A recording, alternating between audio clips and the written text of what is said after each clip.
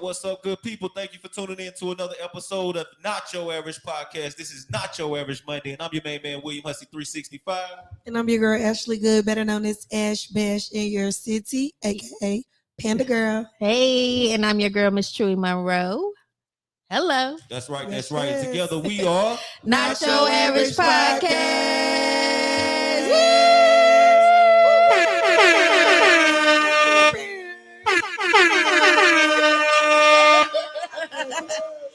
Y'all like my little horns. Okay. Well, how was the weekend? Ladies? Ash Bash is on you. Woo, how was my weekend? Let's see. What I do on the weekend? Friday, what I do? All good assignments.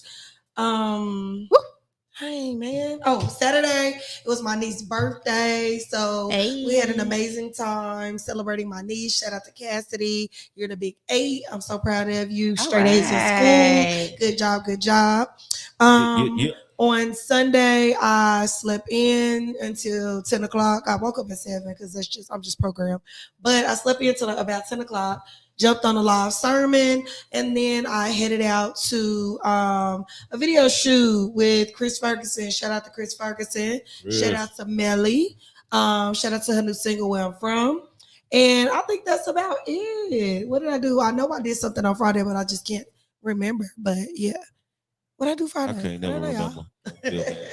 That's it. All right. How about you two? Pretty good weekend. A lot of work, as they say. I'm the same way. Like, it's a little shaky. I don't know. But I had a good weekend. Definitely ready for new week. I got some new beginnings this week. So I'm just thankful, all over. Period. Nice. My weekend was good. It was extremely busy. Work, like you said, Chewy.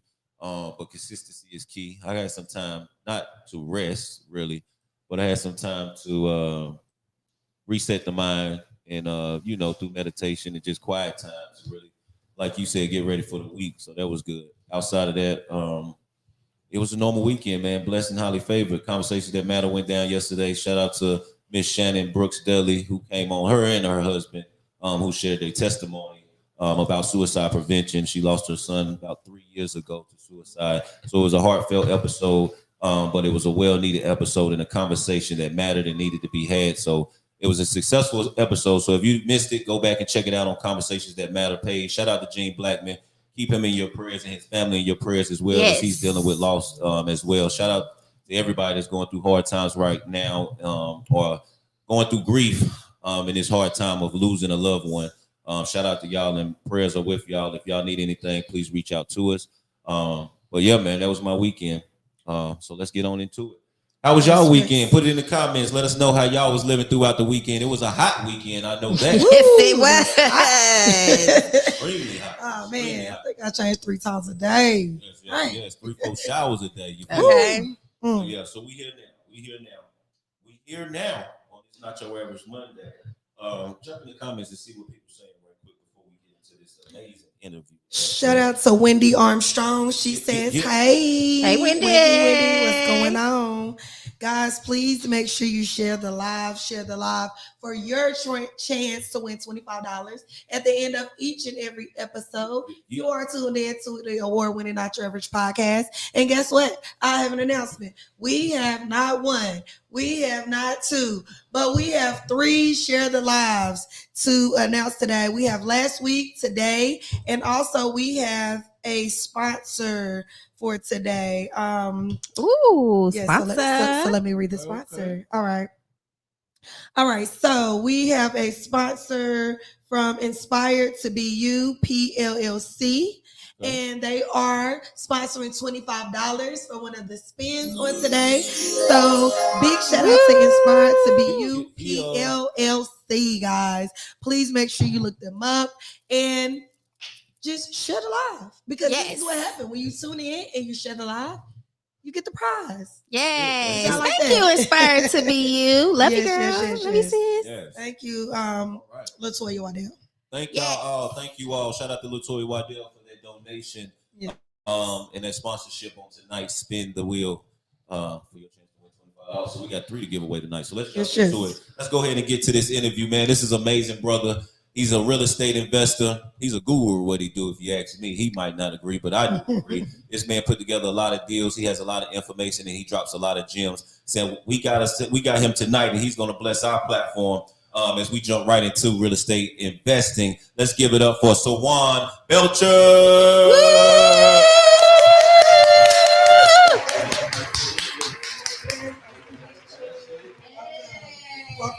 Welcome. Yes, sir. It's your water. Thank you, ma'am. Oh, I love it. Hope everybody's doing good today. Oh, doing great. How you doing? Man, I'm amazing. Good. So introduce yourself for the people who might not know who you are, my brother. Sawand Belcher. This is me taking action everywhere. I actually made that my IG name when I quit my 9-to-5 at the car dealership. So I sold cars at Crown Honda for like 5 years. Was making $100,000 there. It was great. And then I started flipping houses on the side. And one of the guys that I sold houses to, Adam Spear, shout out to him. He gave me the encouragement to that I could do real estate full time. So man, that's super dope. So let's see, when you was oh no, so we gotta give it up for that because it took a lot. Oh yeah, most step out on that. It does. Most absolutely does. So let's jump into it. So how was it growing up? Did you look at houses growing up? Did you identify with anything that you're doing now back when you was young? How was your upbringing? Interesting. So first of all, I'm from the 252. So I'm from Plymouth, North Carolina. Rocky Mount. I thought you were coming from Rocky Mount. 252. I mean, I got some family in Rocky Mount, but it's definitely a little further east. So like the mentality of the 252 is like you living with your grandmother, right? Because your mom and dad had you in high school. This is my story. Okay. And so I'm living with grandma, and grandma's like, yo, y'all go check the mailbox. Hopefully I got a check in the mail. And so nobody really, that's all, fun and games when you're a kid. Right. But what they're doing is they're making little deposits in you, and so that's training. That's training. Absolutely. And so, so was I like handed down anything? Absolutely not. I think I was grateful for the dealership because it allowed me to break a lot of those, beliefs that I had to depend on somebody or somebody had to give something to me. Right. And that, you have all the control over your life, and God promised us abundance. So go get it. That's right. Absolutely. So, that's right. So that's kind of my upbringing. Yes. That's what's up. So how old were you when you moved to Greensboro, or did you ever move to Greensboro? Aggie pride. So I was 17, marched in the band at A&T. All right now. Pledge Thunder 08. Shout out to all of that. And A&T was an amazing time. A&T was an amazing time. I did the band, full time for a year. And I don't know what happened my second year. I was at band camp, and that first day I was like, I do not have to do this. And I don't know what happened. But full-time job. Yeah, it really is. It really is. But at that point, that's when I started working for the annual giving campaign at the call center on campus. Okay. And so what the annual giving campaign, if y'all don't know, what they do is they raise money for the school. That's how they didn't teach us like that. They say we're getting donations. They said they were getting donations for the school. Yeah, and so I quickly, literally, 2 months in, I'm the highest person that's raising money for the school. Wow. So they made me supervisor. So I came up with incentives. So the first incentive that I created to increase, the work, the sales, exactly. I said, hey, look, guys, for every credit card gift that you get, not a commitment, because the commitments, they would send them in the mail and you could pay at any time. Right. For every credit card you get, I got Chancellor Martin to agree to pay the kids $25 for every credit card, gift they got that night. So we went from 3.5 million raised in 1 year to 13.6.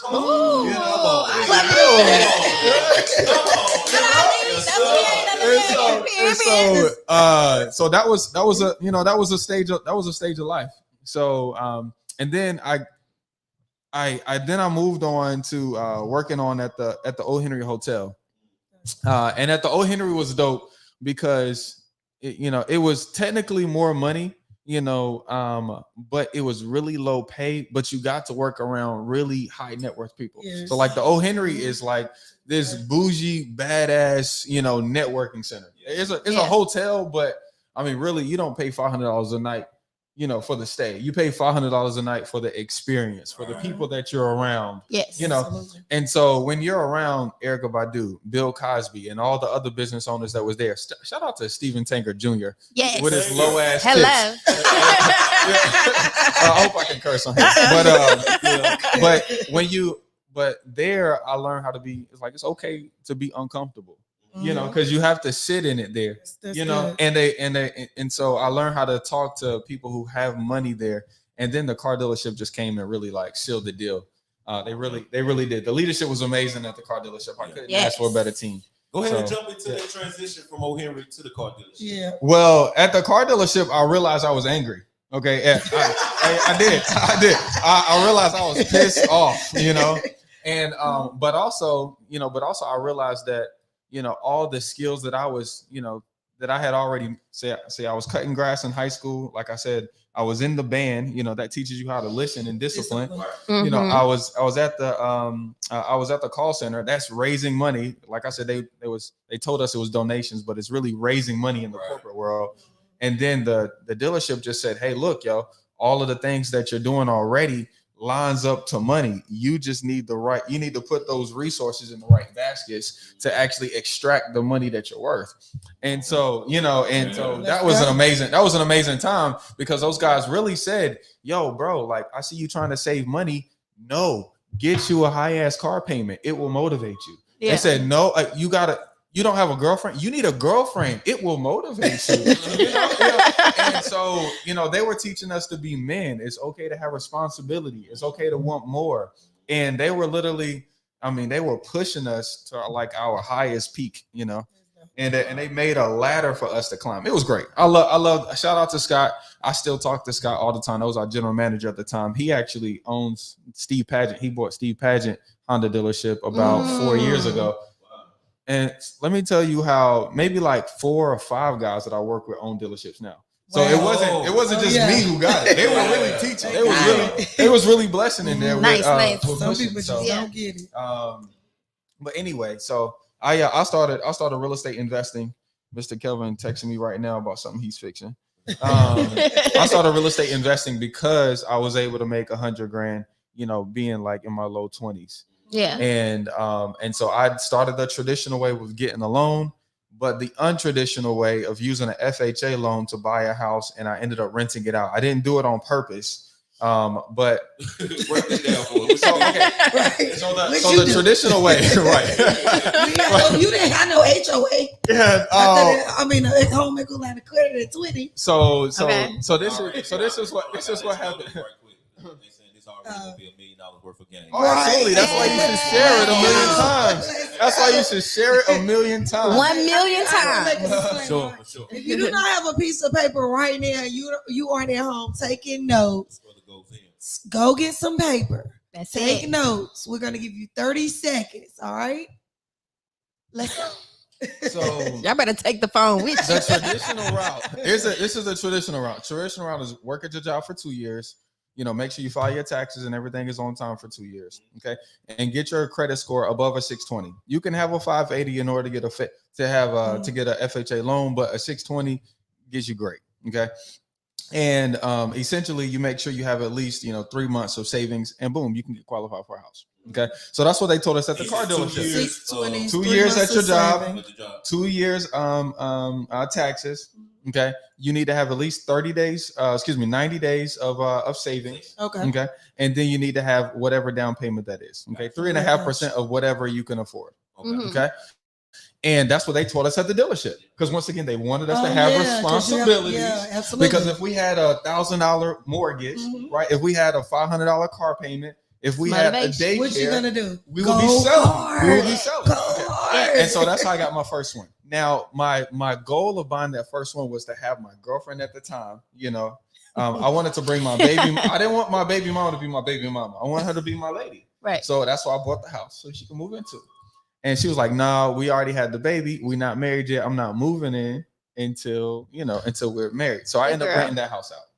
And so that's untraditional because most people will live in their first house they buy. They won't rent it. Yep. So, but that was like a gift and a curse all at the same time because now you have a second source of income. Right. Okay.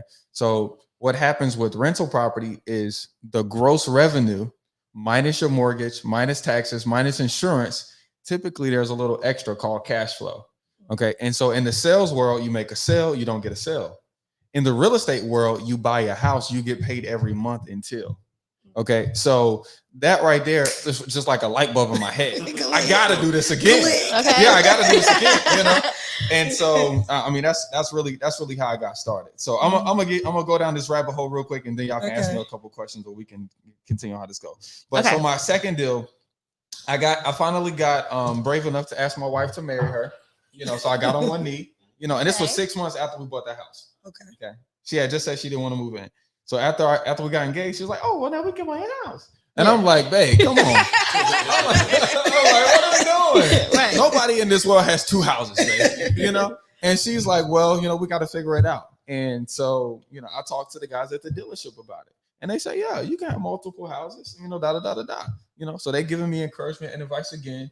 I go down to state employees and they said, "Well, we can give you a second loan, especially since you have that second source of income now, and but you got to wait, to the 13th payment." So I said, "Cool." This was a great time for me to figure out what me and the wife liked. We can get on the same page. So we started driving around. We're driving around the neighborhoods we want to live in. That's what everybody does. You see nice houses. It inspires you. One day, we're like, well, she has this idea. She said, "Well, let's pull over. If we really want to manifest, we're going to be in this neighborhood. Let's pull over. Let's walk down the sidewalk." So we really like manifesting, And so I see a vacant house. I'm like, "Dang, we should buy something like that." And I know since I was in sales, I said we should just knock on the doors to see, who has that person's number. Right. First door we knock on, Shirley Wiley, 1615 Bruneck Drive in Greensboro, off of Youngs Mill. Okay. Shirley Wiley answers the door and it was like, "Yo, we're interested in buying a house across the street. Do you know the person?" She's like, "Oh, come on in." Come on in. We talked to this lady for 45 minutes, end up getting her to agree to sell her house to us for $119,000. Yes, closing in 2 months. Okay, and we did 2 months because that's what she said she needed to move. Got you. Okay, right. So we end up. I didn't know how to write up contracts, so I called that same realtor that I used. Shout out to Miss Jackie Graves. Bought that. So we end up buying that house, and I got the itch again. Okay, because that time, the second time, I got a better deal. Like the house across the street, Mr. Tony, the year before he bought it for 180. I bought ours for 119. You know what I mean? The first house. You know what I'm saying? The first house, it appraised at like 135. I picked it up at 120. So it was okay, but it was on market. It wasn't that great. The second one was like great. Because my mortgage payment was only $700. You know what I'm saying? 3-bedroom, 2-bath, got an acre.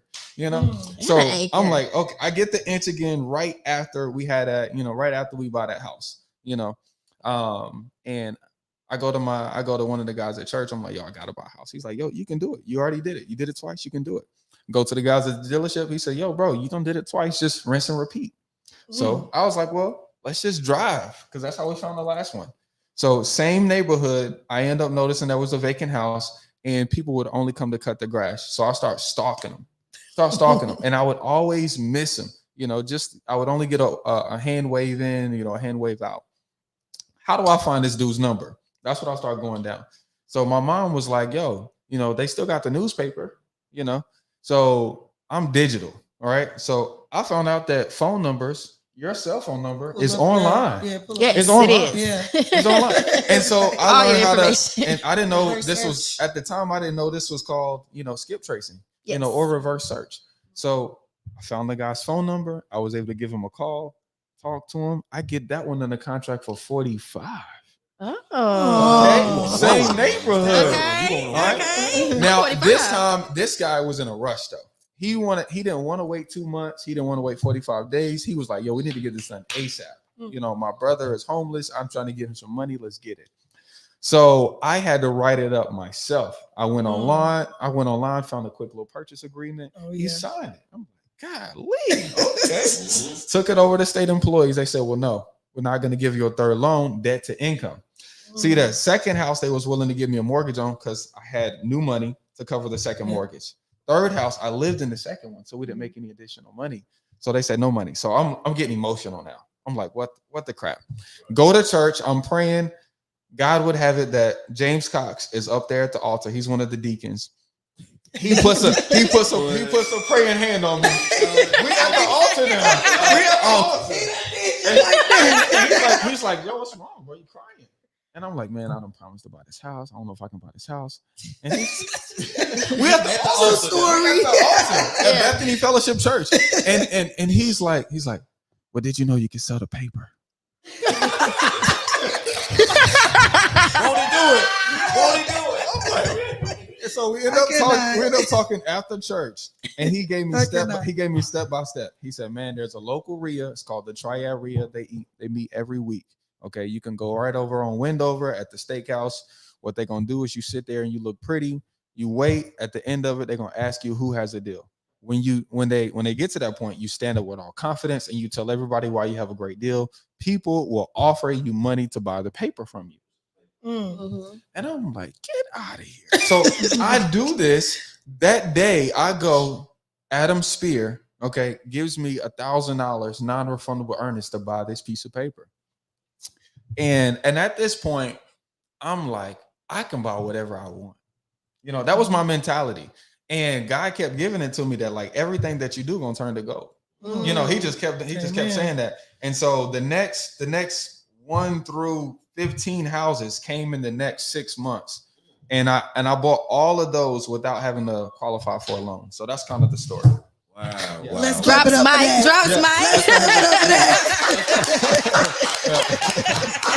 It's a dope story. I love telling the story because that's how I run the business. That's super dope. Yes. So let's go back to that. Okay, I got one quick question. I'm gonna pass it to the ladies, but let's go back to after the first home, right? When you got your first FHA approval, you got your money, you brought your first home.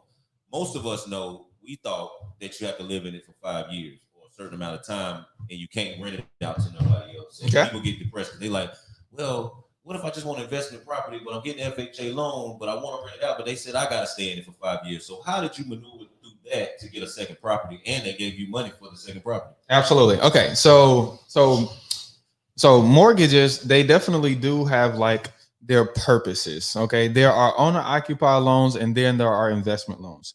So technically, on an owner-occupied loan for the first 12 months, okay, you're supposed to make it your personal residence. Mm-hmm.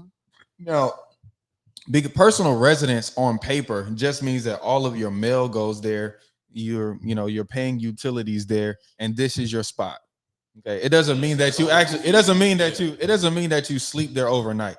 This is okay. We live in the United States of America. This is a paper business. Okay, I say business because like the government is a business. All of this stuff is a business. Yes. Okay, so they want you to be there on paper because they're getting money from somebody else, and they need their loans to look a certain way. Right. Not that they care that you actually stay there or not, but they, in order for them to lend. So like, let's say if they're lending you $100,000, really that bank is only lending $10,000 and the remainder of it is backed by insurance and bonds. Mm-hmm. Okay. So they just need their paperwork to look a certain way. Mm-hmm. So like I said, I got that game from the realtors and the people that was around me at that time. So boom, boom, boom. That's how that works. Now, at some point, you're going to have to start getting investment loans because your personal credit score, just like on that third house, is not going to be able to handle so much debt, but like right now I probably got like 8 million in mortgages, but your business can handle that because that's what businesses do. Yeah. Businesses are meant to take on, profit and loss. Right. And so you can have millions and millions and millions and billions of dollars, of mortgages in your business name. So, but you only learn that through time. So, So yeah. So one more quick question while we right there. What's the difference if people don't want to do the loans and they get the credit card situation and they want to say they can liquidate the credit card by purchase homes that way? They can. They just got to be a little creative. Yeah, no. So people can definitely liquidate, credit cards to buy a house. Okay, but that's not typically what I do because credit cards, even if you have an Amex card, because I got 3 in my wallet. Okay, and they add up to about 200 grand. But they're 30-day pay. Yeah, they're 30-day pay cards. And if you fuck up that relationship with American Express, you done. You done. And they're really good people to know. Yeah. American Express looks out. So I don't really advise, cashing out your credit cards, to use as down payments and stuff like that, unless you have a 2-week exit strategy. So let me give an example. Yeah. So 3 weeks ago, I did a deal. I'm buying a house in High Point. This house was on Russell Avenue. I can't remember the address. It was like 1618 or 1616 Russell Avenue. I'm buying it for 92. I got a buyer in place for 115. So in that particular case, what I need is 92,000. I don't have 92,000 in my account, but I have it already pre-sold for 115. How can I do it? Okay. Most people will just do what I did on that third deal, which is assign it. But the seller told me that if I assigned the contract and he saw a fee for me assigning the contract on the HUD, he would not sign the closing docs. So I got to separate the two transactions. So I need that money. I need that 92 in order to close on it so I can collect my 20 grand. Okay. So the way I'm going to go get it is I'm going to go to a Fidelity, or I'm going to go to a Vanguard, or I'm going to go to a little local version of that, Northwestern down here on Elm Street, and to one of your financial advisory companies. Since they are financial advisors, they advise people who have money where to put their money. So they have control of the money. I'm going to go bring my contracts to them and I'm going to say, hey, I'm a business person. Look, I'm making 20 grand in 48 hours. I'll pay your guy $2,500 if he lend me 92 grand. So that's how I would suggest doing something like that. I'm not going to use a credit card and fuck myself. And now I lost the relationship. Right. Yeah. So makes sense. Go ahead, Ash.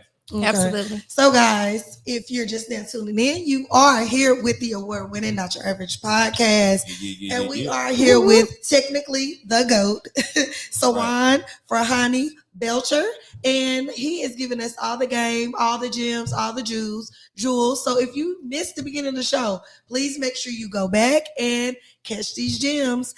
All right, so and excuse me because I did not use the right lingo earlier. I said HOA. I was trying to say HELOC. Nice. I'm sorry. Nice. I don't want to give out no wrong information. Nice. But I was saying at the age of 20, of course, you probably don't have a HELOC to go borrow off of. And I said, HOA, I didn't mean to say nice. So I just wanted to make sure I corrected myself. But I wanted to start here. What is something, okay, we're talking real estate. what is something that people may not know about you? Because I can see you have a lot of layers and you are very intelligent. So what is something that people may not know about you? I am a country dude. Okay. I'm from a little country town, and I am country at heart. And in the business world, business people don't want to see you like that because they see like country as like a mentality, you know. So I got 14 chickens, 2 dogs, some goats, you know, and you know, I love that lifestyle. Yes. I love that lifestyle, you know. And so that's something that people don't know about me. But I was able to fund all of those things that I like doing through the real estate profits. That's super dope. Yeah, we actually bought that property through just good old fashioned negotiations. Just the seller took his profits over time. So that's super dope. Super dope. Nice. Yes. So what is one word that would use to describe yourself? Enthusiastic. Hey. Yeah, enthusiastic. So that's one thing we learned at the car dealership. Like, if you're not excited about your life, who's gonna get excited about it? Hey man, you know what I'm saying? It up for that. Yeah, you know? And so you know, I'm enthusiastic about life. I love my life. I got the best life. You know, if there's something that I want or need, I'm gonna make sure I get it or create it or build it or whatever I got to do, because I got all the control over it. So yeah, that's right. You always had that mindset? Like I said, the dealership, bro. The dealership. Literally go to a Go sell some cars. It's about being under the right people, though. It's about yeah. So I remember being at the dealership, and it's a 9:30 meeting. By the way, the meetings are structured: 9:30, 10 o'clock, 12 o'clock, 2 o'clock, 4 o'clock, 6 o'clock, check out at 8. And that's how it was every day. It was structured. But in the morning at 9, they were hype sessions every day. Every day. And so it was meeting on desk, yelling, screaming, whatever it was, looking at a motivational video. But what that does is it teaches you how to control yourself. A lot of us will get caught up in what the day has for us, and we'll just go by what the wind flows, Like one day we're happy, one day we're sad, and we don't know how to control that. But the dealership taught me how to get happy now. This is how you control that. What makes you happy? Great. Let's go get that. You know what I mean? And so, no, I love that. I'm enthusiastic about life. I love my life. Super dope. Yeah. So what is your actual business? Let everybody know what you actually do, because you give us all these games, these jewels. What do you do? So the way I make money is the first income strategy is I make money by signing contracts. Okay, so just like I said in that third scenario, is I get a deal under contract, I find a buyer. Maybe they're a builder, maybe they're a dentist who need tax breaks, maybe they're a rehabber, whatever the case is, they want the deal more than I do. So I assign them my rights to the contract, and I make a wholesale fee. Okay, so that's the first income strategy. The second is I'll actually buy the property with other people's money. Like I told you, I'll raise it from some form or fashion. I'll fix the property, and then I'll put it up on the MLS through a realtor and sell it. Those are my bigger checks. Okay. Those are typically 40, 50, 60, $100,000 checks. So my third stream of income is me buying the property, renting it out. Okay. So I'll collect monthly rent checks. Those are little small checks, but they stay consistent. I love those checks. Absolutely. My next source of income is when I have a creative deal where the seller they'll allow me to either take over the mortgage, or they'll take their profits and payments, and I just need a down payment. Then I'll bring in a tenant buyer, somebody that I'll rent to own. And they'll bring me an option fee that covers all of my expenses, and then they'll bring me monthly. And so I kind of add that to the portfolio, and that's like another stream of income. And so my fifth stream of income is group homes. So we have 3 halfway houses, and essentially I have a partner on that business, Miss Shawnee. So we bring people from right out of jail. We'll help them get IDs, help them get a bank account, help them get a job. And in 90 days, that the state and Fed pay us per bed on that. And then we have a couple transitional houses. After they stop paying, they can still rent by the room in those. And then, so. It's lit. So listen, let me tell you something. It's lit. If you're a hairstylist, you can have 5 streams of income from the one thing that you're doing. Right. He just gave you the game. So you're not just a realtor. We don't just do podcasts, capitalize off what you're doing, man. Absolutely. Capitalize, because that was super deep. You see how she Thank did you. it? She just did it to me. We talked about that last time. So I'm not a realtor, okay? Okay. I don't. So here's the Not a difference. realtor. Yeah. Here's a. But you good. You was on point. Give us You your, were. give us your title. Give us your title. So Give I'm your a- title. It's okay. And Everybody I does it watched to the me. show. Too. So go ahead and get me. So a realtor or a real estate agent, they represent these. So remind me of your name. Sorry. Kimberly. Miss Kimberly has a house. Miss Kimberly has She's a a house that realtor she wants anyway. to sell. I Okay? am. And so I'm, as a realtor, I would represent Miss Kim, and I would put her Absolutely. house on the sale, Right. on the MLS. Gotcha. If Miss Ashley wanted to buy, I would represent her as the buyer's agent. You see? And so she's the buyer, she's the seller. Okay, but the agent is just the agent. They're helping facilitate the sale. Right. A real estate investor is the seller and the buyer for themselves. Mm. So I take all of these roles. Yeah. Okay, you see what I'm saying? Yes. So I Got represent Cutting out a my- middleman. Exactly. So when I go direct to seller, it's me. Okay. Yes. When I Gotcha. sell my properties, it's me. Right. Okay. But so the benefit of doing this is you kind of negate a lot of the legalities and rules about this. It's really about whatever you can put together and put on paper and give to an attorney, you can do it. An agent is kind of like capped in these little rules to make Box, sure, yeah. to make sure certain things are protected. You can tell me if Absolutely. I'm wrong or right. Right. So, so I'm a real estate investor. I own what I have. If I'm buying it, it's mine. Okay. I Love love it. it. Thank you Love for it. that breakdown. Absolutely. Okay. Real estate investor, realtor. Real estate investor, realtor. Okay. Y'all hear that? Y'all hear that sound? He is Sound not different. a real estate. Right. So my last question, then I'll pass it on to Miss Kimberly. How can people lock in with you? Because I know somebody sitting on the couch right now like, I can do this. I do this. I work in a dealership. I sold houses. I'm a realtor. How can they lock in? I got chickens. That's a fact, though. I manifested. I rolled through the neighborhood. So how can our audience lock in with you to get on the train? Okay. Honestly, it's really as simple as connecting with me on Instagram. Okay. Or you can join our community. It's $50 a month, and we meet once a week. So, but honestly, a lot of people before they even connect with me and try to learn, just go to my YouTube, just go to my Instagram. I'm literally dropping game there. I'm an open can of worms. It's nothing is a secret. I love that. And that's one thing I learned from Scott Bisbee. And because I was asking him about all of this stuff, because I was afraid that, because like we were buying 100 houses a year. So 18, 19, 20, 100 houses a year. Okay. And when my business started to change during COVID, I was getting advice from Scott. I'm like, how do I do this? He said, bro, you really need to teach. And I was like, well, I don't want people to do what I'm doing, and take what I'm doing. He said, bro, that's not how life works. You're going to tell everybody what you do. Nobody's going to do it. And then they're going to pay you to have them teach you again. Right. And that's literally, and that's how it works. So I'm open, you can ask me any question on Instagram, this is me taking action. Yeah, this everywhere. This is me taking action. This is me taking action. It's an affirmation. So when people reach out to me, they say, yo, this is me taking action. Absolutely. When you go start marketing to sellers, or when you start reaching out to agents for their pocket listings, this is me taking action. It's not about me, it's about you. It's an affirmation. So yeah. Absolutely. I do Thank too. you so much. I appreciate That's why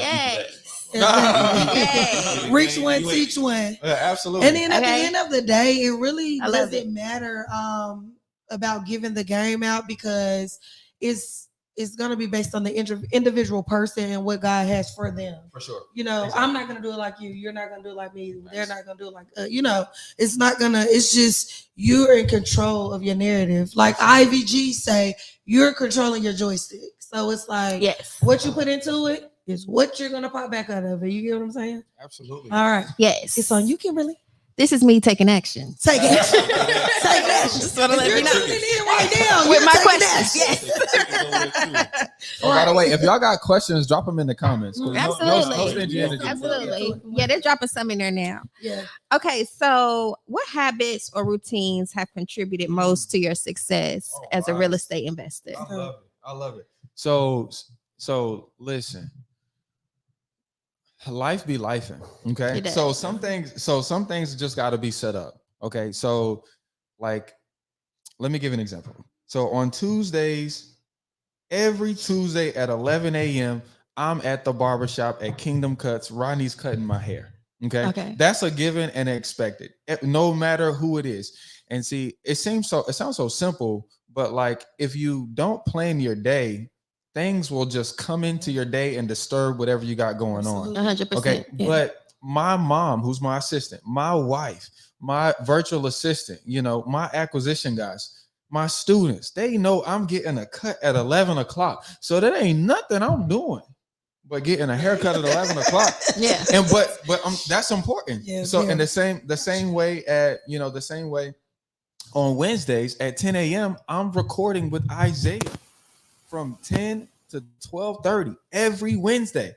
Some days I'm having a bad day. I'm cursing, but on Wednesday he pops up in my house. He's like, yo, Sawand, I'm here to record. And I'm like, fuck, let's get it. But that right there helps you. So some things you're just gonna have to put in place.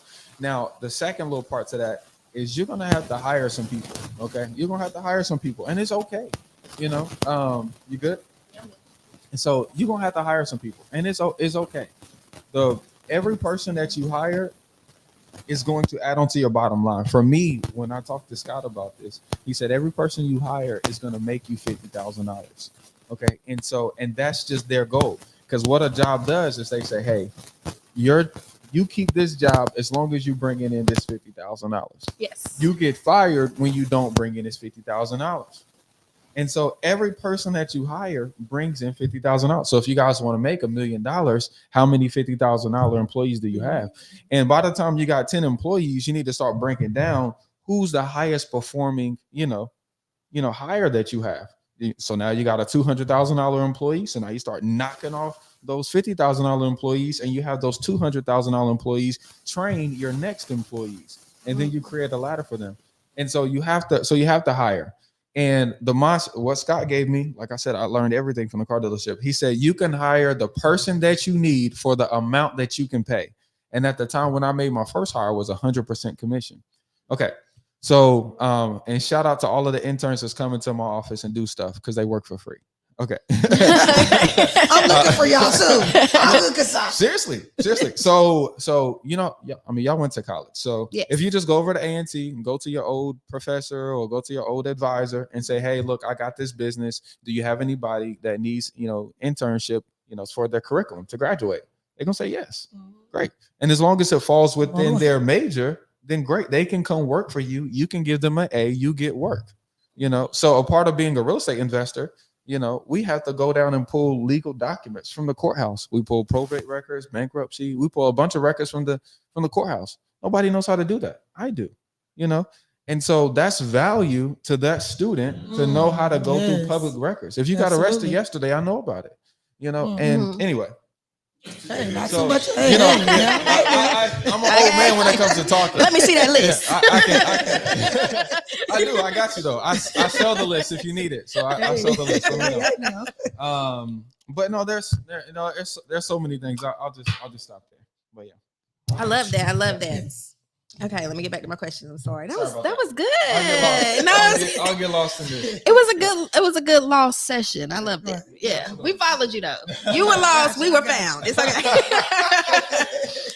So how do you define success as a real estate investor? Oh, you got to know what you want. So at first, I remember being at the dealership and saying, "Hey, I want $800,000. That's what I want my income to be." Okay, and a lot of guys didn't really know how to process, but that the higher level guys did. So Scott Bisbee was already doing $1 million, and some of the other sales managers was. So they were pushing me in that circle. So you're gonna have to be around those right people. But then Scott was just like, bro, you're gonna have to know what you actually want. Okay. And so that's when I really started like jotting down, like in my phone, like I know what I want. Matter of fact, see, you know what I'm saying? You're gonna get that. Yeah. You got to know what you want. So you might have to get away from the kids, get in a quiet space, just dream like a child. And you're gonna have to write it down. And it doesn't matter how like crazy or wild it is. Just write it down because it's your vision, it's your thought. That's what you want. And don't let any enemy or anybody interfere with what that is. So once you know what you want, then you can determine what your level of success is. See, like some of my friends, shout out to Chris in California. He lives in the Bay. Hey. And he just bought a $13 million yacht. And I love it's so inspirational to see that, but honestly, I don't really want that, but it's inspirational to see, but I honestly don't want that. And so if I didn't know what I want and I started looking at Chris, and started being inferior to him or feeling inferior to him, I wouldn't be feeling successful. Absolutely. So first it starts by knowing what you want, and then you can define success based off of your particular criteria. That's a great answer. I love that. Yeah. And not by somebody else's. Exactly. Yes, I love that. Exactly. And so make a list of what you want for marriage, for your spiritual, for God, for your kids, for your travel, for your money, for your savings. And like it should be like well-rounded. It shouldn't just be like, I want to make $1 million. It should be like I want a wife that stays at home and I'm able to help her get fulfillment by doing this. Yes. You know what I mean? It should be well-rounded, because otherwise you'll be empty on a lot of categories if it just focus on one thing. Yes. Yeah. And it's kind of goes back to the basics. Like they teach you about SMART goals. Make sure that they are, realistic. They have a time measure. They have an amount to it, and they make sense instead of just saying, "I want to be rich." Absolutely. How are you getting there? Yes. What's your plan? What's going on? So my next question is, what is the best piece of advice that you've ever received about investing or just about being a business owner in general?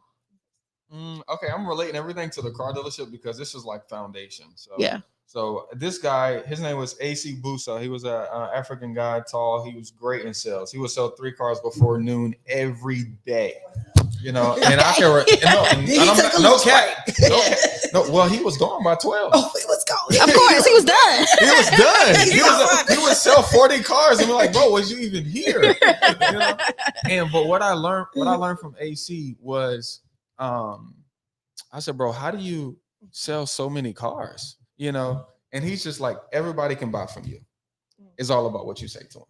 Yes. That's it. And so when you go into the mentality that everybody is a customer, everybody's a customer. Yeah, everybody's a customer.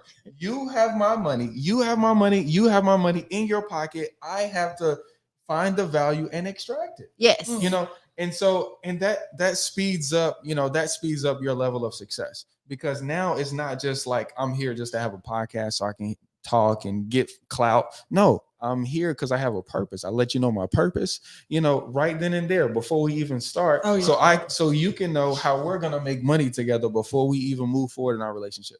Absolutely. And so that's it. That's thanks. Yeah. I love it. Okay, so tell me about a time that you had an investment that did not go as planned, and how did you recover from that event? This is great. Well, this is real estate. We're not buying jewelry.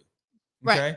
This is and I say that because to bring the temperature down, because everybody lets fear lead them when really we should be leaning on faith. Yes. We're buying real estate. Okay. Yes. So the benefits of buying real estate is we got insurance. Yes. Okay. So if your tenant gets upset, okay, because they haven't paid you, but yet they qualified to buy a house, and the bank calls you and they need you to, say that they paid their rent, but you don't, and they burn it down. The insurance will pay you. It's okay. That happened. Burn it down. That happened. They burned my house down, but luckily, it was a house. So I got an insurance check. Yes. Bam. It's paid off. Sold it. Okay. Done. Bought 2 more. Exactly. Right. Now I made my investor happy. He was so happy that I had insurance because he was freaking out. Yeah. So secondly, that real estate is collateral. Real estate has collateral. Okay. So there's the house. Okay, but then there's the mortgage. Okay, it's two different things. Like a deed of trust and a warranty deed is two different things. Yes. So you don't have to feel like, oh, I put all of my money in this and now I've lost because I got all of this money out there. No, you can leverage it, re-leverage it. Interest rates go down, you refinance. Appreciate, you can sell it. You got to rent it out, you can rent it out for more. As a renter, you can't do none of that. You just lost. Your money's gone. So what happens when a deal goes bad is you real estate. Okay. You either you rent the house out until, okay, you refinance because you done messed up the relationship with your private money guy. And now you need to exit him out. And there's somebody that want to refinance your money. I promise, or B, you sell that bad boy. This is real estate. This ain't jewelry. Yes. Yes. I love it. Yeah. Let's clap it up. Good answers. Okay, so those are my questions for now. I'll pass it down. Oh, and just make sure that you share the live. We do got 3 shares going on tonight, or 3 giveaways going on tonight. And also follow our social media here on Facebook and Instagram. No, Facebook and YouTube at Not Your Average Podcast, and Instagram at Not Your Average Podcast at _ Not Your Average Podcast. Absolutely. So guys, I'm going to go ahead and jump in these comments. All right. And thank you all so much for tuning in. Again, you are here with the award-winning Not Your Average Podcast. And we are here with the real estate investor GOAT. Did I get it right? Yeah, all right. Absolutely. Sawand for Honey Belcher. Yeah. Your name right. I love it. All right. Say no more. So guys, listen, if you missed this episode, please make sure you go back to the beginning and watch this episode. It's so many gems, so much knowledge, so much game. And guess what? Today is the first day of your new career. Facts. Great. Let's go. So I want to give a shout out to T Nice Road. Thank you so much, T Nice, for always tuning in to Not Your Average Podcast. We love you. We love you. T Nice Road says, I'm sure Dr. Ruff worked you hard in the band. LOL. Aggie Pride. And Dr. Ruff was, boy, he was a winner. Yeah, he was a winner. That's super funny. Yeah, he's still there and doing it hard too. Better know it. Dante Donnell says this definitely going to be $1 million worth of game. Nice. That's what's up. Hey. Shout out to Dante. That's our guy. Wendy Armstrong says the GOAT. Hey. Shout out to Chevelle. Crystal Harrison says, ask him, does he have the chickens to write off as a farm for tax break purposes? Yes. Yeah. So this is the way I go. Okay. Once again, this business is really sophisticated. Okay. Really sophisticated. Now I buy most of my houses in the hood. So at the time, I got a lot of houses. Okay. So most of my houses are on the east side of Greensboro. And when you're doing deals over there, they let you do what you want to do. Okay.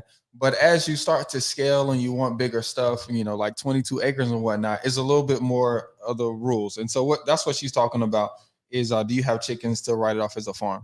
So whenever you're buying a property, it's going to be zoned in North Carolina. It'll be zoned as, agricultural. It'll be zoned as res or multifamily or 4 units or less, industrial, whatever. And whenever you buy a property that's in agricultural, there's several things you can do. Okay. You can have athletic fields. There's so many things you can do. You can have a pond, you can do farming. But that's when you move from agricultural to farming, the benefits of that is, number one, your taxes go from, $10,000 a year down to, $2,500 a year, Big deal. Okay. That's a big deal. That's a big deal. Yeah, that's a big deal. And if for any of you guys that got 20 acres or more and y'all want to learn how to do that, hit me up because you got to get a forestry management plan, and then you take that to zoning, and then it's easy.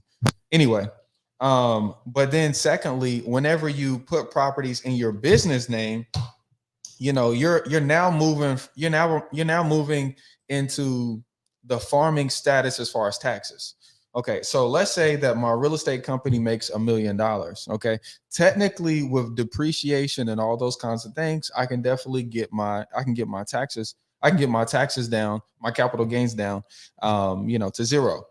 But when you start getting into education, it's it's pretty much, I mean, it's terrible. I mean, the taxes is terrible on the education side of things. You know, when I make $1 million, you know, in education, I mean, taxes is $300,000. And so when I'm able to put my, you know, I hate calling it a farm, but when I put my farm in my LLC, this is me taking action. And now I have chickens and I have 2 dogs, you know, and we're doing football games and I have a vineyard.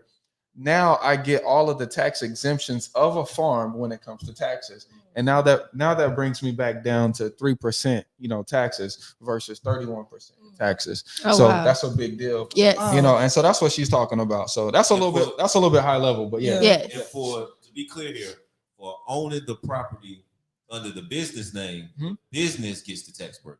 The business gets the tax break. Absolutely. Yeah, because you put the property in that business name, so it gets all the tax breaks. Exactly. That's what you want. So if you have a business, so by the way, you become a millionaire by getting a business. That's what you need to do. I don't care if you create one or you buy one. Either way, that's what you do. So let's say you got your business, you made your first $500,000 a year. Congratulations. Your focus needs to be, you know, you need to get a piece of property in that business name, you know. Or like myself, I didn't, you know, well, actually, so I started wholesaling. So my first $250,000, that was my wholesaling year. And of course, all of my, I said, you know, taxes was a little bit much on my wholesale fees because I don't own a lot of property at that time. I'm just wholesaling everything I'm selling. So that's capital gains. So the next year, instead of paying a lot of taxes, I started making sure we ate enough rental property, that we had enough rental property in order to depreciate. So don't want to make it hard. Where you make the money is, you know, where you start making the money is buying and selling as is. So it doesn't matter if you're wholesaling or it doesn't matter if you're buying it yourself and putting it on the MLS. So yes. Gotcha. Thank you for sharing that. Thank you. Yes. I think we call that chess and not checkers. absolutely. Good job. We call it real estate investor, not realtor. Not too much on the realtors.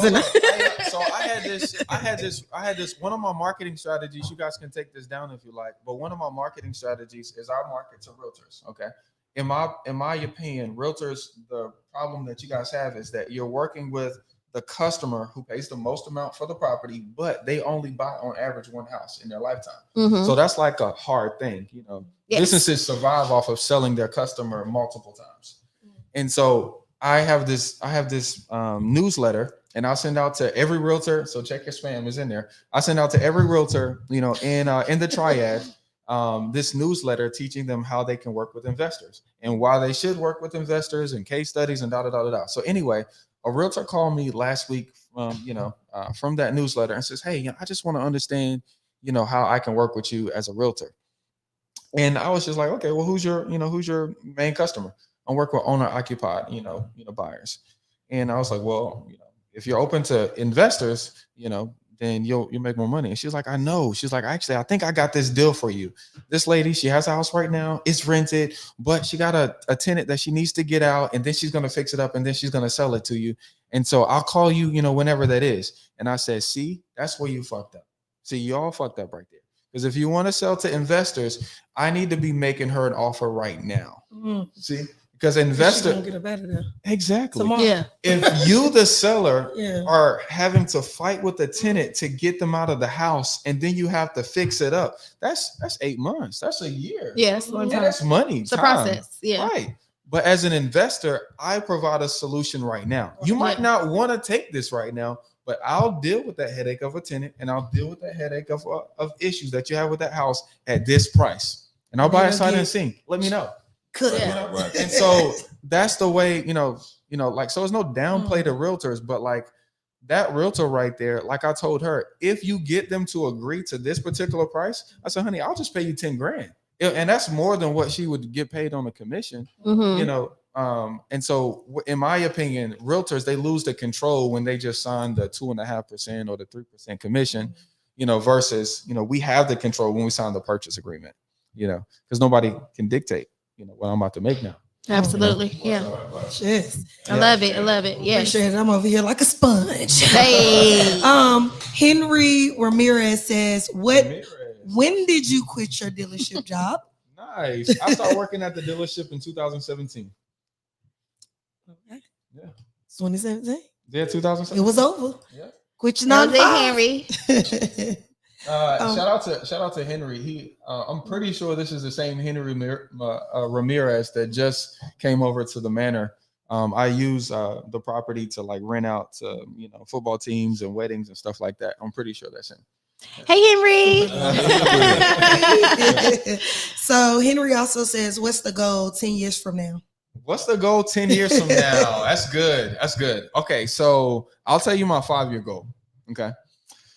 So as of right now, my acquisition strategy, the way I buy houses is I teach people how to buy, and they bring me deals and I pay them an assignment fee to buy from them. Okay. They wholesale deals to me. Oh, that sounds so simple. It is. It is. It's that simple. But my goal now, okay, it's with the manor. My goal is to, I'm looking at my portfolio right now. And this is why I love real estate. So imagine you have 70 houses and you literally can see what you rent for, what you owe, what the value is, and you can determine you see what your net worth is.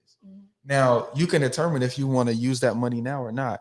And so my goal is I'm looking at all of those houses and which ones can make me $100,000. The ones that make me $100,000, I sell. I use a big portion of that money to pay off my property in the next 18 to 24 months. Okay. So let's just subjective numbers. Let's call it my property's worth $2 million.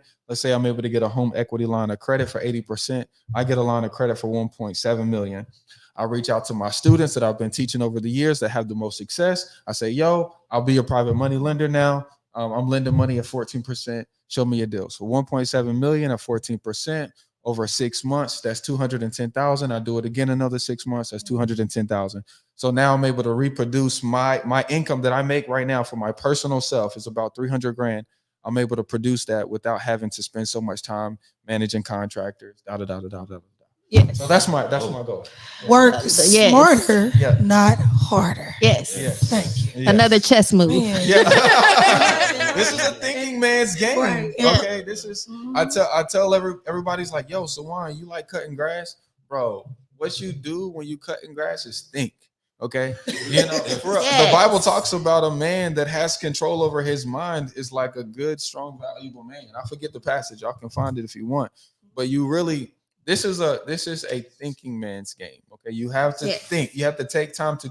You can't. What Mr. Cox said at the church I talked about is he said you can't be so busy that you don't have time for God. So like God will wink at you, like He'll give you ideas, and it'll just be like But what you should do with that idea is instantly take action on it. The first action is writing it down. So don't let an idea pass you. Write that joint down. Strategize it. Take 15 minutes, 30 minutes, and strategize on that idea. And then take that idea and go back to one of your mentors, whoever that is. It could be somebody that's paid, or somebody that's in your church, or somebody that's more successful you, or got the things that you want.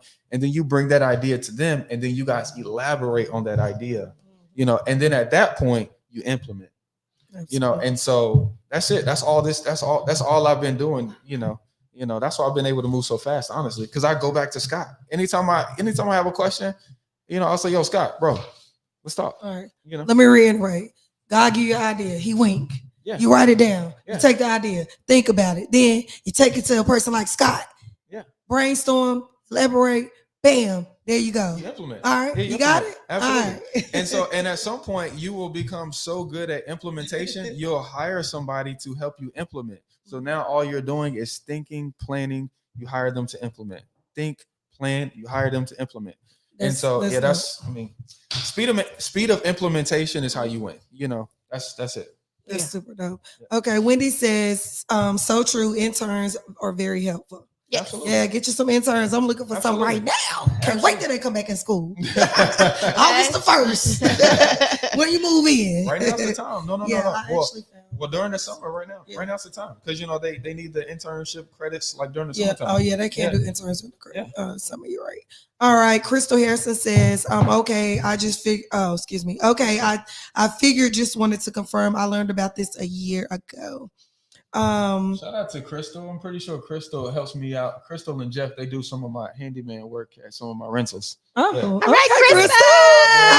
Hey, you ain't tell us all that. Okay, it's your team showing up for me, and Right. people coming out. Next is Malika Vibes. Shout out to Malika Vibes. He's on the Malik, West Coast. Gemini season. Malik says it's cheaper to buy and rent properties overseas. Have you ever done any business overseas? No, I haven't done business overseas, and I just want to question the mentality here. Okay. Now, I love. Now, I'm not saying that there's not markets that you can get into easier and cheaper. There definitely are, but a lot of people who are just getting started, I'm talking to that person, don't have that kind of mentality that it's cheaper to go somewhere else. Your backyard is the best place. Okay, your backyard is the best place. Because it's a lot easier for somebody to say, hey, I'm a drive.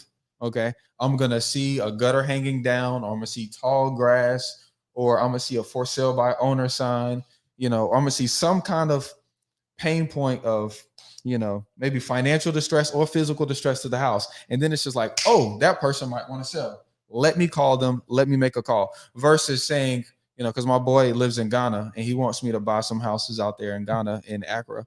And it's just like, I can't go there. Like, I don't understand the lay of the land. There's no way for me to talk to anybody that's going to lend there or that's doing business there. I don't have a way of getting citizen. I don't know how to get. I've never gotten citizenship anywhere. I've never opened up a bank in a different country. But so, for me personally, I've never done that because I'm a very simple guy.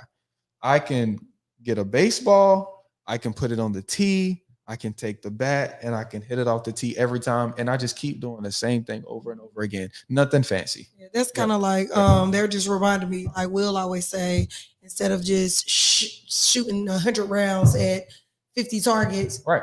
Pick the target, aim, shoot, hit it. Exactly. Done. Exactly. Do it again. 200 more times. Exactly. So that's exactly. So hey, that sounds about right. But thank you, Malik, for your comment and your question. Henry says, yeah, it's the same Henry. See, I told y'all that social media market be on it. Yeah, no, that's what's up. Shout out to Henry Ramirez. Thank you for tuning in, Henry. Malika Bob says, God be the glory, to glory be to God. That's what he's saying. Henry says, I want to be like him when I grow up. Yeah, Henry just came out to the So this is one thing that I did in college. Okay. So at A&T, I wanted to move off campus, and then I got into like the expensive, student rentals, and that just wasn't the move. And I forget how I got it. It's dumb, but we all do it. It's right. So I don't know how I got the idea, but I was like, well, I'm just going to move out of that student environment and go to a regular apartment. I'll rent a regular 3-bedroom, 2-bath apartment. And then I will go on Craigslist to the free section and I'll grab free stuff and I'll put in those rooms and I'll rent those rooms. And so I did that for years. Okay. Literally did that for years. And I lived in apartments for free. And so ever since then, I figure I can do the same with the house. So when I bought the house on Franklin Street, I did the same thing, And so now with my property that I live at, that's how I run my business. So Ramirez came to look at one of the sections that I use as a wedding venue. So imagine living at home, right? You're already there, okay? Somebody says, hey, yo, I want to, use this plot of land, so I can do a wedding. We're going to be out here for 5 hours and I'll pay you $1,000 so I can be out here on your land. It's like, okay, cool. Great. I'm going to go out there and party. You cool if I go out there and drink with you? Or what if you have another piece of land where in the back of you, where there's maybe one of the neighbors has some goats and he says, yo, bro, I really want to add some more goats to my, to my arsenal. Can I rent this acre from you right here? I'll pay you $500 a month to rent this acres. Sure. I'm already at home. Yeah. And so you can create this like utopia, no matter if you have big land or whether you just have that one house or an apartment, like I did when I was in college, where you live can make you money. And so that's my whole thing, with the manor. Can I ask you a question without being too intrusive? But how much land do you have at your home property? So right now we have 22 acres and a mule. I mean, and some chickens. Excuse me. You know, Now you have to make and a water. The neighbors know I'm trying to buy some around me. So if y'all watching, you know, y'all know what's up. Okay, that's really nice. And just to pick up of something you said earlier, how much money or how much of your business, how much mortgage do you have in your business? I probably it's been a little bit since I looked at it, but I probably got about 8 million in mortgages. Yeah, that's super lit. Yeah, so and just from a perspective, so everybody can understand. Okay, so 8 million in mortgages probably equates to about $35,000 in mortgage payments, which equates to about $65,000 in rents. You know, and it, you know, it's probably somewhere around like 12 million in, you know, in value. So if you want to do numbers, technically I could sell it all and just be done, you know, but that's not strategic. So yeah. I'm practicing my lingo because $12 million and then like, okay, I got like 25 acres of land and then I'm practicing on my lingo. Okay. All right. They say you got to be in it. Well, you got to know what you want. You know what I'm saying? I'm gonna figure that out tonight. See, some people, I love it. See, some people will say like, "Oh, dang, you got 22 acres, you know, all of these rental properties, put little houses on it." But like you know, you got to know what you want though, because like realistically, you might not like cutting grass. Yeah. Oh no. So if you don't like cutting grass, then you might not need 22. Yeah, and I can put 22 tiny houses on there, and everybody get an acre. You could. See, you see, that's my. I gotta come up with my plan. You got small house, don't you? You got tiny house. Yeah, I do. It's not necessarily a house. Yeah. Is a camper, but I rent that on Airbnb. Oh, that's cool. That's cool. Nice. All right, last comment.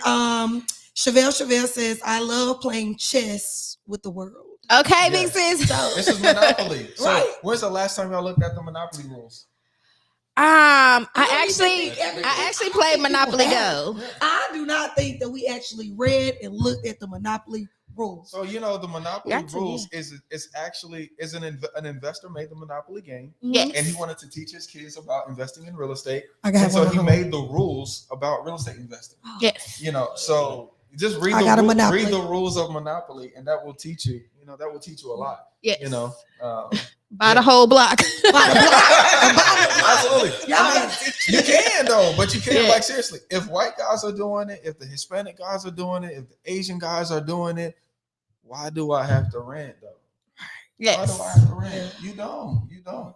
Because that's what Monopoly is. You start off with a little house, then you move into an apartment building, and then you go to the corporation. In between, you got to make sure you're managing that money. Yes, and you don't go to jail. You don't go to jail. Absolutely.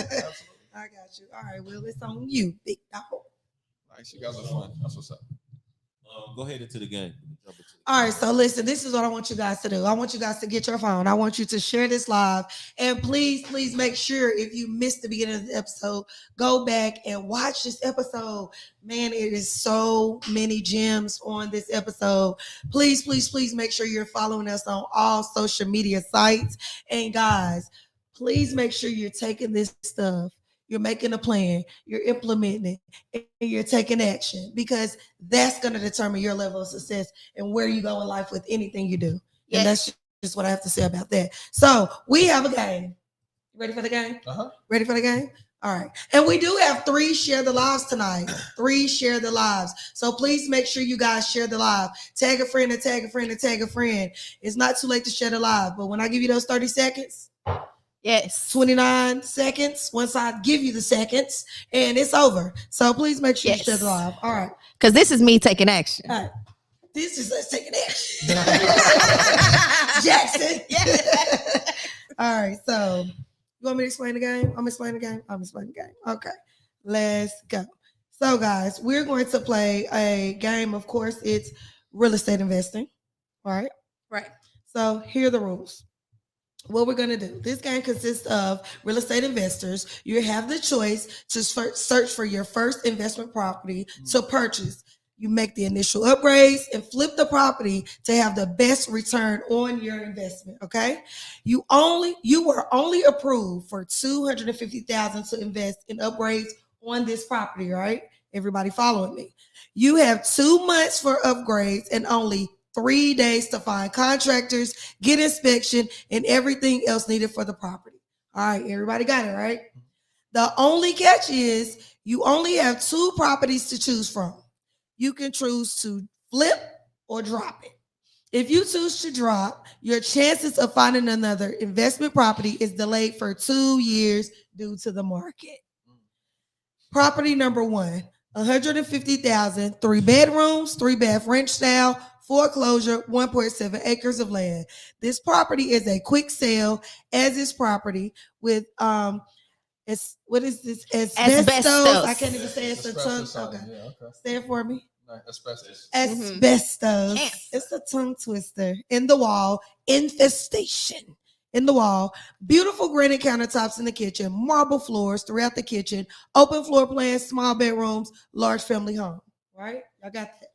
First property. What's the property worth though? It is 150,000. So that's what we can buy it for? Yeah. But you'll approve for 250. You approve for 250, but the property is 150.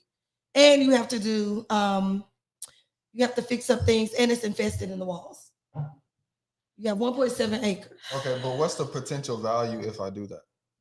Okay, see, this was a fictional scenario.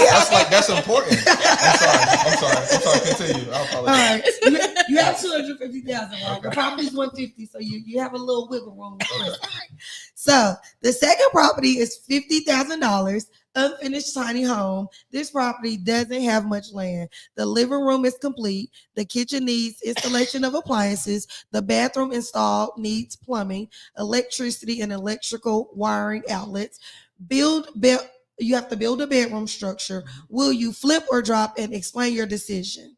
Okay, and what's the goal? Are we making money in 2 months? No. What choice would you make? Like, you have a $250,000. Okay. Which one would you buy? Would you flip or drop?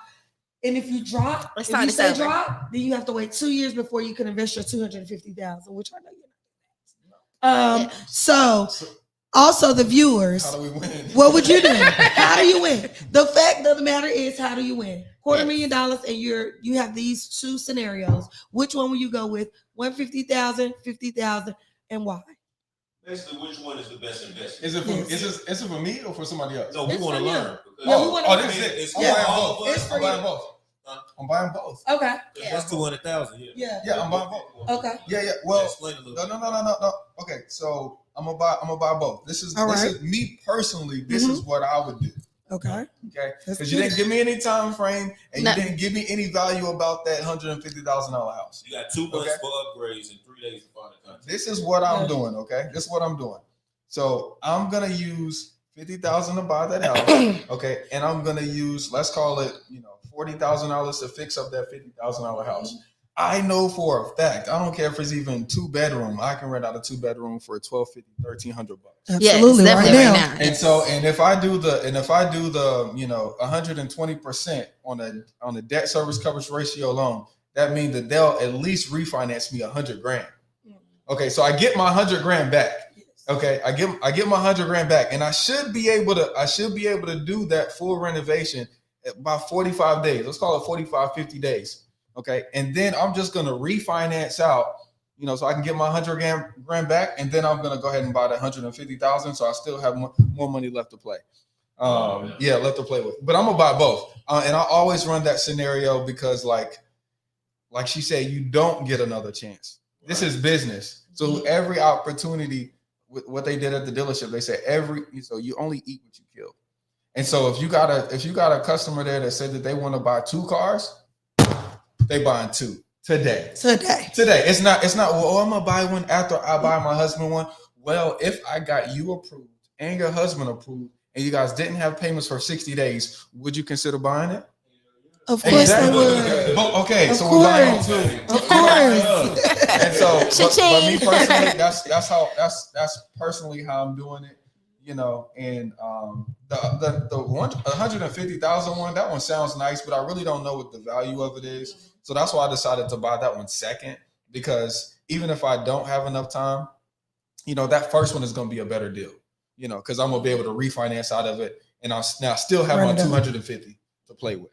You know what I mean? And So I buy that one second after I'm able to do the refinance. So I get that $150,000 one. I get that one under contract for 90 days. And I'll put contingencies in the contract, so that way I have extra time.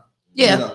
So to deal with like the asbestos and stuff. Yeah. Okay. Yeah, I'll say I need a due diligence. I need my contractor to come by and look at this. I want to have it tested. Not that I care about any of that stuff as an investor, but it gives me my time. It buys you time. It buys me time. Nice. Right. One question while we're right there with the investor side of things. If you get approved for the 200,000 and you do the 50,000 or you do the 150,000, can you use the remainder for improvements or to upgrade the house? So let me tell you the real side of real estate investing. Okay. You do not get pre-approved as an investor. This is where realtors and investors collide, because the first thing realtors want to work with you is a proof of funds letter. They want to see that you actually got pre-qualified.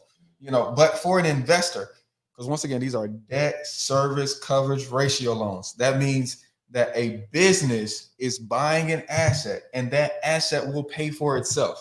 So it has nothing to do with Sawand Belcher. It has everything to do with the property that you buy. Is it going to have equity and is it going to make money on its own? Okay, that's what they care about. So how can I get pre-approved if I don't have a deal under contract?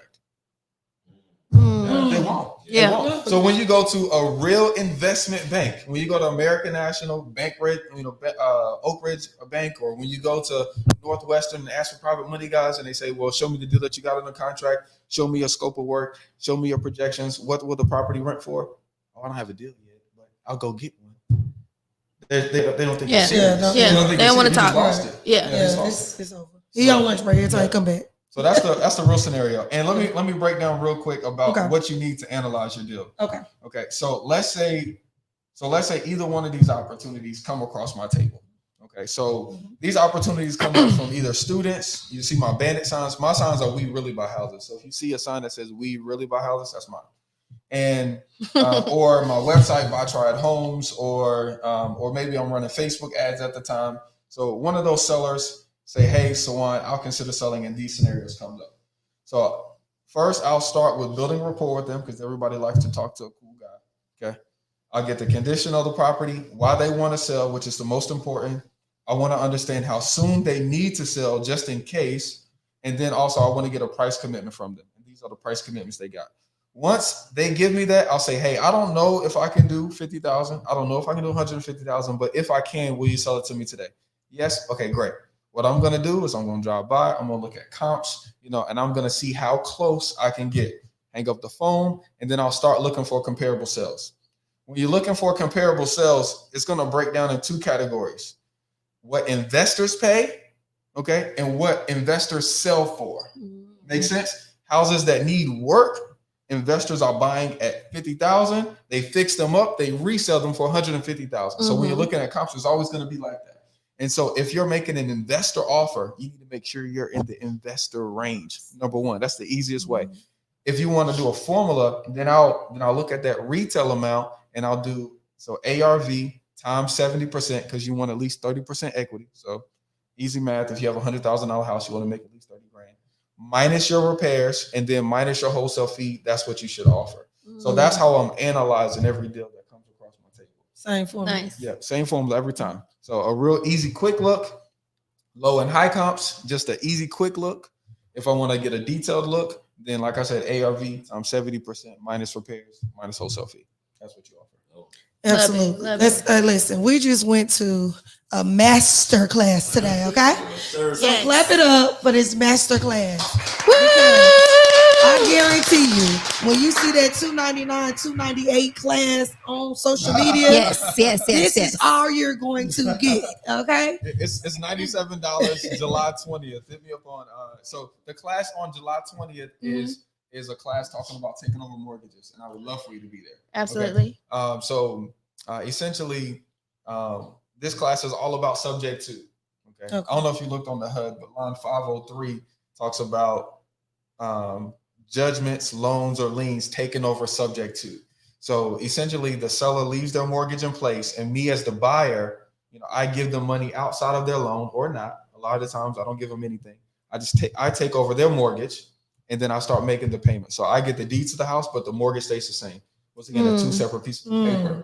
And so, of course, you know, if you can't qualify for a loan, or you're a business person, you haven't filed your taxes, but you got money, you know, or you just a hustler, you can pick these up really quickly. So that's how, you know, when I hit that fourth and fifth deal, that you know, that 4th to 15 in 3 months, that's how I did it. It's by taking over a bunch of mortgages. So I just figured out 3 jobs today. First of all, I'm going to get my notary stuff. So I can, will you do that? Yeah, absolutely. Okay. All right. Second, I'll just play. Absolutely. So Wendy says, wow, great information. Yes, we all learned something. And Crystal Harrison says, I'll go with what he said. What he said. Thank you guys so much. Yes. Oh, she also cleared up she is not the one helping with home. Yes. Okay, nice. I was thinking about that. I was like, Crystal here every week. I don't think this is the same one. Okay, Crystal. Maybe he saw something in your future, girl. Yeah, right. Manifestation. Right. Manifestation. So I have one final question.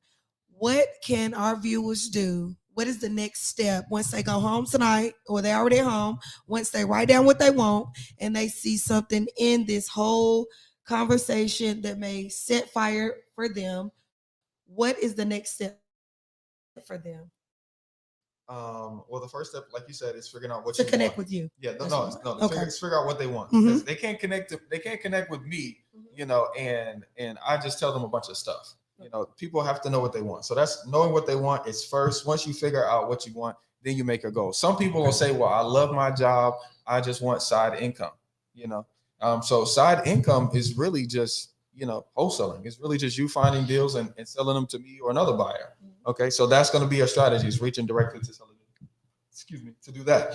Some people is like, well, I hate my job. You know, I get paid $3,000 a month. It can't be that hard to replace that. So for you, you might just want to pick up a few rental properties like I did, you know? And so, you know, so you might want to start making offers, strictly taking over mortgages, or making offers to have the seller take their profits and payments. What I mean is, when I say that, is, once again, warranty deed is the owner and deed of trust is the mortgage.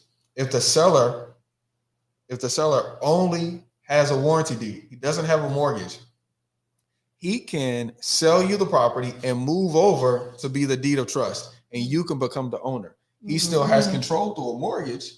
You have control now as the owner. And so I call that, so I say, hey, if I gave you the amount that you want, would you consider selling it to me with a fair amount down and taking the rest in payments? So that might be a strategy if you just want to replace your 9-to-5 income. It's just picking up some rentals. Because I mean, honestly, you know, 6 or 7 rentals, you know, that'll do it. Yeah. Honestly, you know,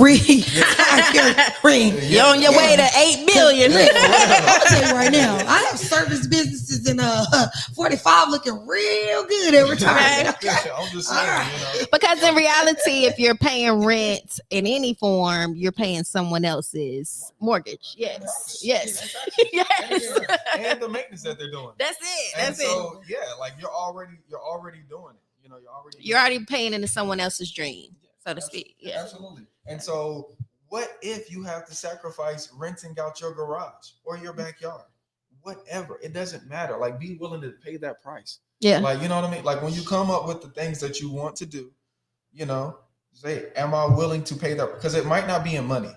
It might be in, you know, in selflessness. It might be in effort. It might be in time. It might be in patience. You know, just be willing to pay the price for the things that you want. So absolutely. Man, that just shifted my mind, my train of thoughts. Thought I had it all together to the day. All right, so it's on you, buddy. Any last words for the people? Oh no, I'm good. Yeah, no, you're good. I'm feeling good. Gotta do a part 2. I'm down. You know, like I said, I'm down to bring, you know, strategy. I'm down to bring entertainment. I'm down to bring my story. It's whatever you guys need. Yes. You know, I'm an open book. Because this is one side of it, but there is also the other side, which is managing these properties, managing these investments. Absolutely. You know, once you actually obtain them. Yes, build a relationship. Every week I do my best to find somebody that has money stuck in a 401k. And this is one thing that I always, girl. So think about it. So if you got money, so think about this dream that we're sold. They said, hey, put money in a 401k, and by the time you're 65, then you can withdraw from it. Absolutely. You can withdraw from it at 60, but by 65, great. You're living the happiest, best life. If you make it. So somebody is willing to invest 35 years, 40 years of putting money over here. Yes. Okay. So Mr. Person, how much is that 401k making you? Oh, I don't know. Let's look it up. And most of the time people see, well, it's bringing me on average 4 to 7%. My real estate notes pay 14%. So every week I'm having those kind of conversations where we can talk about that. Who has the money that's lending on these deals? If I'm getting paid on every deal I buy, I'm not bringing on deals. We can talk about that. Or we can go there. Yeah. I'm down to go there if y'all want to do another one. So, absolutely, we're definitely doing another. And this is so crazy to me. Just one more comment, because I've actually been looking into annuity license. Nice. So like all this kind of lined up in my mind, but I don't really put it out there. But I'm right here with you because they don't know what to do. Man. I'm a little investment firm. On one side I find deals. On the other side, people bring money to me so I can turn. Yes. And so that's a blessing. Yeah. So so I bought 14 houses. He was there, and when I had got it on the contract, I was telling him I was nervous about it. But I got him on the contract. I had to raise $1 million, or really like $1 million some change, because I had to include rehab, and I had to do it in like a couple weeks. And it's crazy, but it was like we did it. But anyway. So that's we can congratulations on that. Yeah, absolutely. Thank you. Clap it up for them. Okay. Hey, I want to clap it up for them. Yes, we did. I clapped it. You just couldn't hear it. Yeah, that's not an everyday thing. A young man like that. I just closed on 14 properties. Come on, that's it. Man. That's hard work. But anyway, go ahead and. All right. That's it. Yes. I think McMill said it best. Scared money don't make no money. But if I ever go broke, I'm gonna take your money. If we ever go broke, we're gonna flip that money. I want to sell the 1, 2, 3 Baker Drive. Okay. So, oh dang. Right. I'll talk y'all to death. All right, we good. Part 2 coming up, y'all. Part 2 coming up. We're on the Share the Live. It's on you, Miss Kim. All right, you guys. So y'all got about 30 seconds, less than that, to share the live. Right now, this is you taking action. So I need you to go ahead and hit that share button. Put it everywhere in the atmosphere so you can add your name to the Nacho Wheel. I have included last week's people as well as people that we have from this week, so I'll go off on those names. If you didn't hear your name called, definitely put it in the comments. If you hear your name called more than once, then you probably shared more than once. No, you shared last week and this week, so we definitely thank you for your contributions to the cause. But beginning with the list, at the top of the list, we have Benita Morgan, Activist Pressure, Tony Graham, Malik Good Vibes, Katria Striving for Better Steel, Tia L. Henderson, April Parker, T. Nice Rowe, Crystal Harrison, Malik Good Vibes again, love you Malik, Trav Robertson, Dante Donnell, Chevelle, and Tamara Hendricks. So if you did not hear your name called, definitely put it in the comments so that we could go ahead and get your name on the wheel. Remember, we have 3 spins tonight, so we're giving away $75. $75. Yes. $75. Yes. Check this out. $75 is a deposit on your class for July the 20th. Yes. Right? If they win all 3, which they won't, but $25 towards it, gas. Yes. Like, but if you learned anything tonight, you can take that 25 and make it 97. And then you can take that 97 and make it $1 million. Yeah. Let's go. Okay. And I just want to give one more shout out to Inspired to Be You PLLC. Yes. Thank you so much for your sponsorship tonight. $25. And you guys, please make sure you lock in. Oh, I gotta clarify that. But yeah, she said 25, but she was gonna say extra. Okay. Well, it's 25. So yeah, 25 on the line. Inspired to Be You PLLC. Thank you, Chevelle. We appreciate you, greatly sister. Appreciate your donations, your sponsorship. Yes, we love you, girl. Love you, girl. So before we spin the wheels, I am going to go over the Nacho quote. Y'all know every Monday we do a little quote. Malika Wendy, sorry. Oh, go ahead. What happened? They on that shit. Malik, I got you on here. Two good times.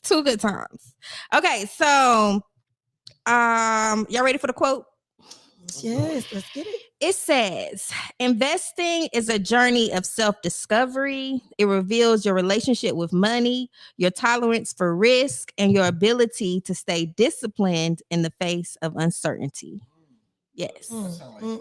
Yes, it does sound like faith. How do you feel about that quote? So the Bible says, sow your seed in the morning and then sow your seed in the evening, for you don't know which seed will grow a harvest, maybe both. Oh, not you stomped on my little quote. My quote up. We're gonna call it quote. Faith is serious. Yes, it is. And God did promise us abundance, but you have to operate in that and act like you actually are made in His image. Yes. Because if you're not, if you out here playing scared, if you I call it working on E. You know what I mean? Because your gas does run when it's on E. You don't have nowhere. You don't have anywhere to go that far. You can't go that far. Right. But you can't be out here playing scared. You got to actually imagine if that seller would have came to me and says, "Yo, Sawand, I want to sell you 10 houses," and I would have got scared and said, "No." You know what I mean? Imagine if I would have, had the faith to actually, make him an offer, but then when he said yes, I didn't sign the contract. Right. Imagine if he signed the contract, I signed the contract, and I gotta bring him a deposit of $5,000, and I didn't have enough faith to give him $5,000 because I didn't know where I was gonna get the million from. Imagine if I didn't have the faith to reach out to those white guys, older white males, be fucking, look ridiculous in front of them, put together this crazy ass plan that I'm supposed to, make real. Yes. Imagine if I didn't have. It takes so much faith, to do this, but that's okay because God already promised us abundance. Yes, He did. So it's all good. Faith without works. 100%. That's it. Yeah. All right, so I need you to help me with these spins. I'm gonna spin it. I just want you to say who's the winner. Okay. In your best investor voice. Okay, absolutely. Okay, so this will be for our first 25. Oh, I should have said, is there any more? Did anybody put any names down? No, I think that's it. Okay. Locked and loaded. We ready. Streets roll with the 25. T-Nice roll. You gotta wait. Nice. I'm sorry, it's T-Nice roll. I said Trees. T-Nice roll. T-Nice. Good job, T-Nice. Okay, so wait till it pop up because it's tricky. Okay. It'll it gets crazy. I like it. All right, here we go. Number 2. All right. All right, April. What's up, Miss Parker? Miss Parker. We got $25 for you. Hey, Miss Parker. Hey, Miss Parker. All right, here go your third one. We're giving away some shmoney tonight. Yes. Okay, before you announce his name, tell us your social medias. This is me taking action on Instagram and YouTube. YouTube is lit. YouTube is lit. Yes, it is. Bonita. Hey. Shout out to Bonita. What's Bonita's last name? Bonita Morgan. Okay. Woo! All right, you guys. So be looking out for a message from our lovely financial staff. They will be reaching out to you to get your Cash App information. T-Nice, we already got you in the book. But for everybody, for everybody else, we will be reaching out to you to get your Cash App information so you can get your $25. Yes. But outside of that, I think that is a wrap, guys. How you feeling? Yes, I feel like I need to write down what I want. I love it. That's how I feel. I love it. I'm about to go make an investment when we leave. Let's go. I thought I knew up until today. I'm about to rent out my apartment. For real. Seriously. No, bro. So you guys can do it. I mean, yes. I can do it. Whatever I want. No, that's why I made that offer on that facility that you're talking about. Oh yeah. But I'm down for sure. See, I'm on it, right? I'm not in the industry. It's just I'm on it. But y'all just looked at it like if I had the money. Okay. I don't know what I would have done with it. Good stuff. But All right now. All right, guys, we ready. It's the end. Yes. All right. been real, y'all. I hope y'all caught these gems. If not, hit them up on YouTube. Hit them up on Instagram. Yes. I'm taking action. I'm taking action. This is me taking action. This is me taking action. This is me taking action. Yeah, home loans for everyone, July 20th. The class is only $97. It's virtual, so you can do it from the comfort of your home. But like I said, we're talking about how you can buy houses without having to qualify for a loan. So, what time? Do you have a time for the class? Yeah, the class starts at 10, and we're gonna go until about 3. Okay. So it's a pretty long class. Sometimes we go longer than that. Because I get pretty detailed. Well, food is provided. Nice. Yeah, it's virtual, so you can. Oh, it's virtual. Yeah, if your wife is home cooking for you, 22 acres. You can. Yeah, you can. Yeah, you can. Just so you know, you're always welcome. Yes. All right, man. Appreciate y'all. Appreciate you, my brother. Thank you. Thank you all. Most definitely. It's a pleasure. Yes. We will set up part 2 here Love soon. it. Soon. Most definitely, man. So thank y'all for tuning in. This is very informal. We hope y'all got the gems. Check us out next week, same time, same place. I'm your main man, William Hussey 365. And I'm your girl, Ashley Good, better known as the future investor. Hey, guys, I'm Kimberly Hussey, also known as Miss Chewy Monroe. Nice. Oh, Sawand Belcher, this is me taking action everywhere. Yes. This is another episode of Not Your Average Podcast. And we out, good people. See y'all It's next all week. right.